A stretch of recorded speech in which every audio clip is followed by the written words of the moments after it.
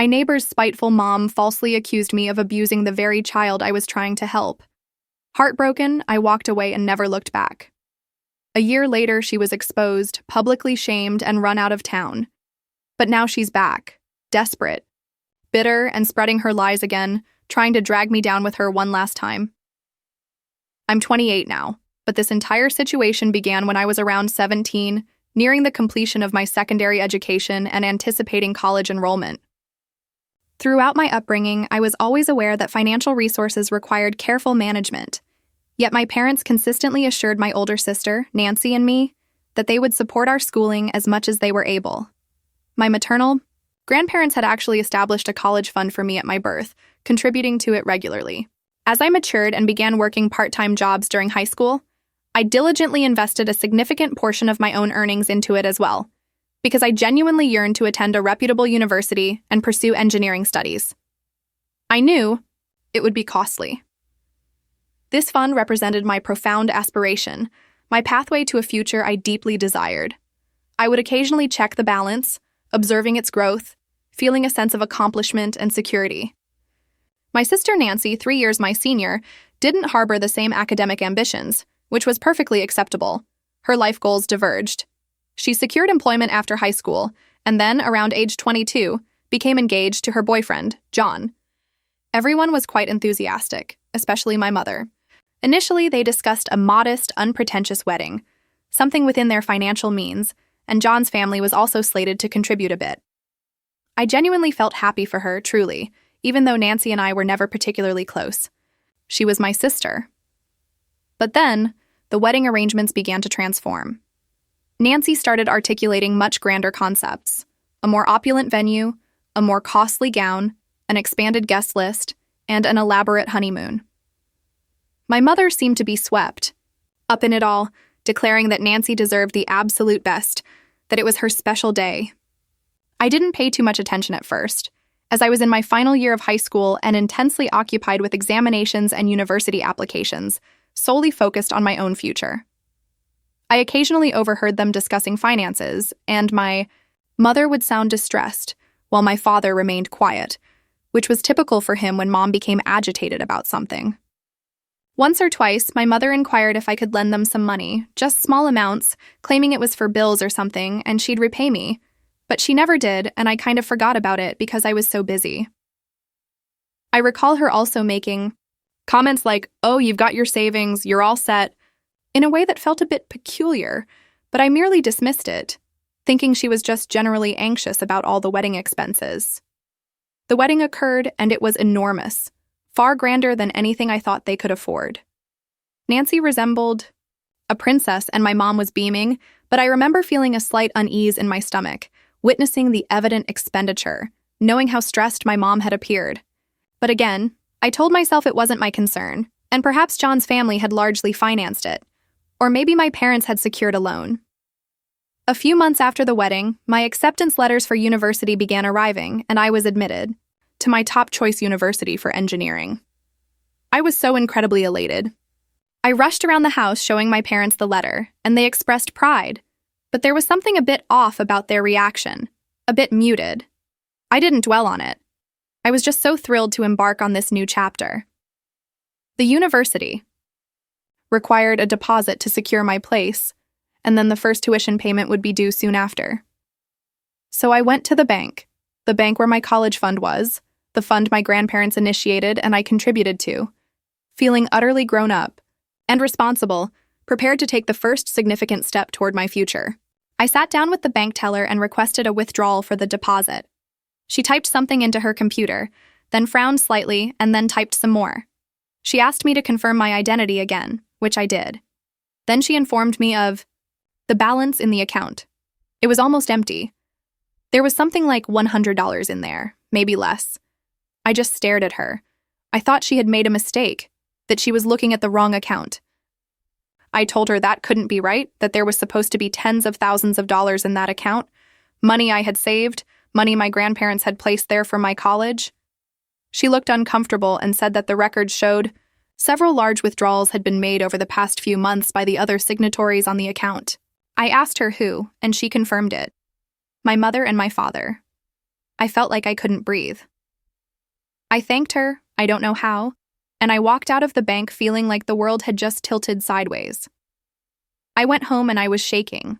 I was so confused and scared, and a horrible feeling was starting to grow in my stomach.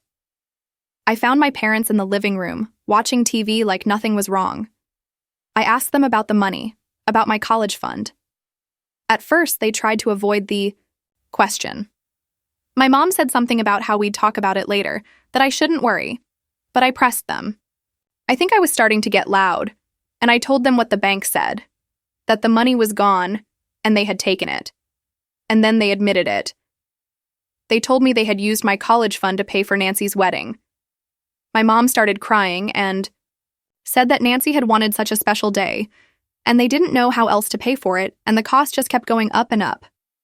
She said they were planning to pay it back somehow, eventually, before I needed it, but they just hadn't managed to. My dad just sat there looking down, not saying much, just that they thought they were doing the right thing for Nancy. I just lost it. I started yelling. I was screaming at them, asking them how they could do that to me, how they could steal my future.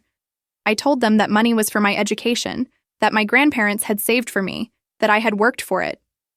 I asked them if Nancy's wedding, one day of showing off, was more important than my entire future, my career, everything I had worked for. My mom kept saying that I was being selfish, that Nancy deserved that wedding, and that family helps family. She said I could always go to a cheaper local college or work for a few years and save up again. She said I was smart, I'd figure it out. Nancy, who happened to come over while this was happening, didn't help. She chimed in, saying I was overreacting, that it was just money, and her wedding was a once-in-a-lifetime thing, and that they'd pay me back eventually, so what was the big deal? She even said I was trying to ruin her happiness. The argument was massive. I was yelling, my mom was yelling and crying, Nancy was yelling at me for upsetting mom, and my dad was just sitting there looking miserable but not defending me, not at all. I told them they had betrayed me, that they didn't care about me, only Nancy. I remember screaming that I hated them, that they had ruined everything. I packed a small bag that night with some clothes and my important documents, and I left. Stayed at a friend's house for a few days, just numb. The immediate aftermath was dreadful. I couldn't attend my desired university. I couldn't even enroll in any institution that year. The deposit deadline passed. I was without funds, without support. My friends' parents were gracious, but I couldn't reside there indefinitely. I secured an inexpensive room to rent, and I took on a second job, working in a factory at night and in the diner during the day. I was constantly fatigued. I postponed my college plans indefinitely. My parents attempted to contact me a few times, and Nancy sent a few irate texts, asserting I was fracturing the family by being so overly dramatic and unforgiving. I blocked all their numbers. I had no desire to hear their excuses or their blame. They stole from me. They stole my anticipated future, and they showed me precisely how much I meant to them. It took me years to regain stability. I eventually managed to enroll in a local community college, attending classes at night while working, and then transferred to a state university, accruing substantial student loans and laboring incessantly. It was considerably more arduous than it needed to be. I obtained my engineering degree, but much later than I had envisioned, and burdened by a mountain of debt that I am still diligently repaying. I forged a life for myself, independently. I now possess my own modest apartment, a dependable vehicle, and I can cover my expenses, but I also carry a significant amount of student loan debt that I am still conscientiously paying off each month. That $60,000 they took would have made a monumental difference to my life, not just back then, but even now. The prospect of assuming the financial burden of 2 children is simply unimaginable. I'm barely comfortable managing my own life and debts after their actions. Regarding Nancy and her children, from what my parents blurted out on my doorstep, Nancy apparently just abruptly departed. She informed John she was discontent and needed to discover herself, or something similarly vague. They had no knowledge of her whereabouts. The children are, as I mentioned, young. I believe the boy is 7 and the girl is 5. It's a deplorable situation for them, and I do feel sorrow for them as children, I truly do. They are blameless. Since I closed the door on my parents, they have been relentless. They've called me multiple times daily. I've been allowing it to go to voicemail. The messages are a mix of my mom weeping and imploring me to simply speak with them, telling me the children are inquiring about their mother and are bewildered, and my dad sometimes taking the phone and, in a sterner voice, asserting I have a moral obligation, that I'm being cold and devoid of feeling, and that I'll regret this. They've also started texting about how difficult it is for them, how they're unequipped for this, how their health is suffering from the stress. One evening last week, I was returning home from work, and they were waiting in their car parked down the street from my apartment building. My mom exited and attempted to approach me as I was walking to my door. I simply turned around, walked back to my car, and drove to a friend's house for the night. I didn't desire another confrontation right there. It angered me that they attempted to ambush me in such a manner. It felt as though they were stalking me. Reading all your comments, especially the judgments, helped solidify what I already felt. The overwhelming sentiment was that their past actions forfeited any right to demand help from me now, especially using family as a weapon when they showed so little regard for me as family when it suited them. Many of you pointed out that they are trying to make me responsible for Nancy's failures and their own past terrible decisions. My internal reasoning hasn't really changed. I'm still incredibly angry about the college fund. That was a deep betrayal, and it's not something I can just forget because they're in a tough spot now. A tough spot created by the same daughter they prioritized over me to such a devastating extent. If I help them now, what message does that send? That I'll always be there to clean up their messes, no matter how badly they've treated me? That my money, my life, my resources are just there for the taking when they deem it necessary? I can't do it. The thought of those children pulls at something in me. I won't lie. But it's not enough to make me destroy the life I've painstakingly built for myself, a life I had to build because of their actions. I haven't responded to any of their calls or texts. I'm considering changing my phone number, though I know they know where I live now. I'm also thinking about what legal steps I might need to take if they continue to harass me, as some of you suggested, like sending a cease and desist letter. It feels extreme, but their persistence is starting to feel like harassment. So for now, my decision stands. I am not helping them. It's a hard line and it doesn't make me feel good. It makes me feel stressed and angry and sad that it's even come to this. But I don't see another way that doesn't involve me sacrificing myself all over again. I feel like they're trying to drag me back into a dysfunctional dynamic that nearly broke me once. I won't let that happen. Thank you all again for reading and for your input. It's helped me feel less alone in this. Update 1. Hi everyone. First, I want to thank you all for the comments and messages on my original post. I've read so many of them and it's been a lot to take in. I didn't expect so many people to respond, and it's given me a lot to think about, even if most of it just confirmed what I was already feeling. A lot of you asked for clarifications, so I'll try to address some of the common questions. The college fund was substantial. My grandparents had put in a significant amount over the years, and with my contributions from working almost full-time, hours some summers and part-time during school, it was around $60,000. This was back in the early 2010s, so it would have covered a very large portion of my tuition, room, and board at the state university I'd planned to attend for all 4 years, or at least made a massive dent in it, meaning I would have graduated with minimal or no debt. It was all in a joint savings account that my parents had access to, which I now realize was a huge mistake, but I was young and trusted them. Nancy's wedding was incredibly extravagant for their means. From what I remember and what I pieced together later from the sheer amount of money that vanished, it was a big venue, a custom designer-style dress or a very expensive replica, a sit-down dinner for over 150 people, an open bar, a live band, and a 2-week honeymoon in Hawaii. It was the kind of wedding you see in magazines, not something my parents, who were a teacher's aide mom and a mid-level office worker dad, could ever have afforded without, well, my money. Regarding any apologies or attempts at repayment over the years, there were none, zero. After the initial blow-up when I discovered the theft, their attempts to contact me were mostly to tell me I was overreacting or that I should forgive them, for the sake of family, or that I was being cruel by cutting them off. Nancy, as I mentioned, was even worse, telling me I was selfish and trying to make her feel bad about her perfect day. Not once did any of them say, "We are so sorry." What we did was wrong. How can we start to make this right? It was always about how my reaction was the problem, not their actions. So no, they never paid back a cent, nor did they ever offer to, not in any serious way. The "we'll pay you back eventually" was just something they said in the heat of the moment to try and calm me down, with no actual plan or intention behind it. It was clear my current financial and living situation. I'm doing okay, but I'm not rich. I have a decent engineering job, but I live in an area with a high cost of living. I have my own small apartment, a reliable car, and I can pay my bills. But I also have a significant amount of student loan debt that I'm still diligently paying off every month. That $60,000 they took would have made a monumental difference to my life, not just back then, but even now. The thought of taking on the financial burden of 2 children is just unthinkable. I'm barely comfortable managing my own life and debts, after what they did. About Nancy and her kids, from what my parents blurted out on my doorstep, Nancy apparently just up and left.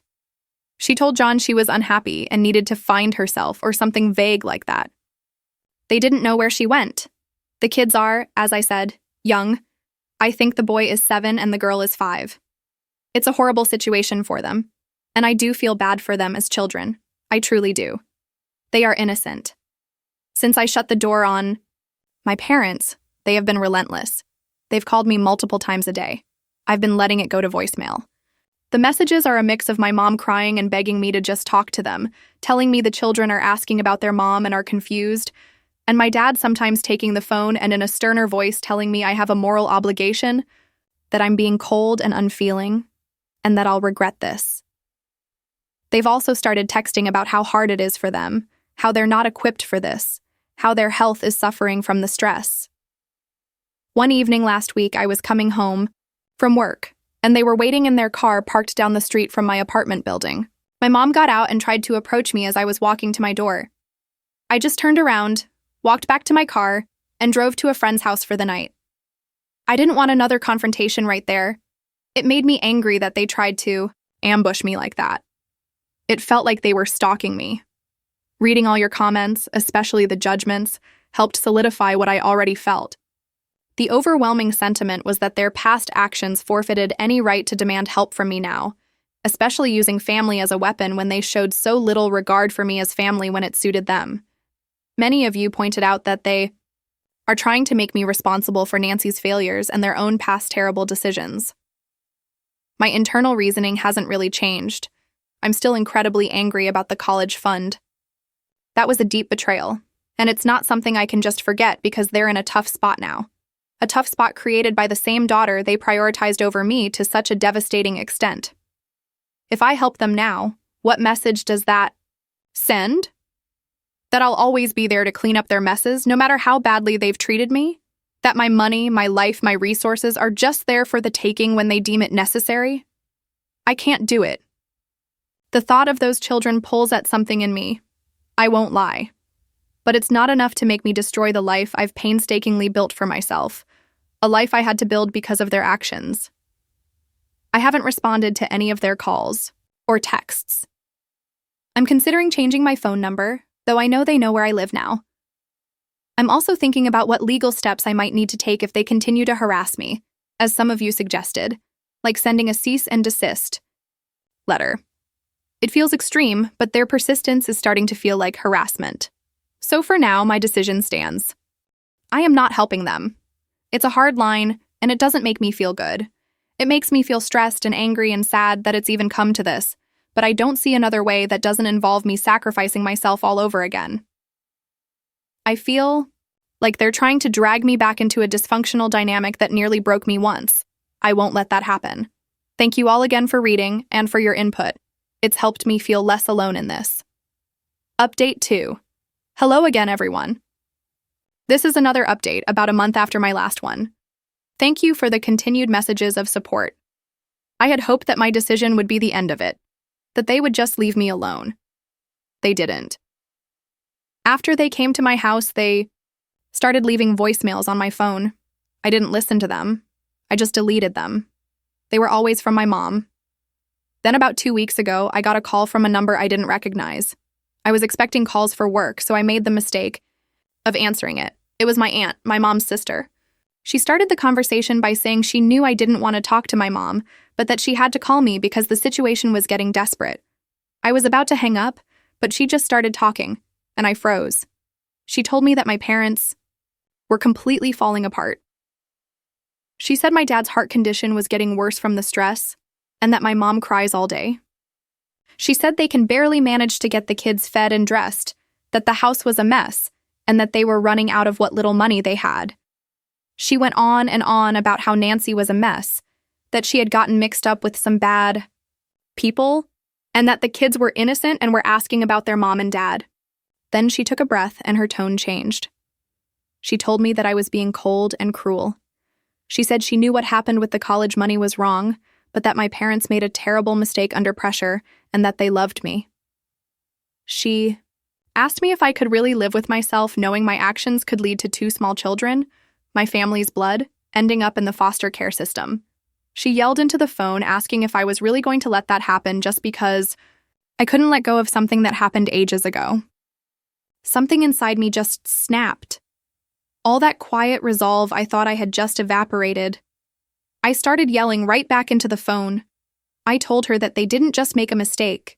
They made a deliberate choice over and over again for months to steal my future and give it to my sister for a party. I shouted at her, my voice cracking, that I was practically in the foster system myself at 18, that I was homeless and had to rely on the charity of a friend's family to not end up on the street. I screamed at her, "Where were you then? Where was all this family comes first talk when I was eating ramen noodles every night and working until my hands bled? It seems family only comes first when you need something from me." I told her that it wasn't my actions that would put those kids in foster care. It was Nancy's for abandoning them, and my parents for enabling her whole life and creating the person she became.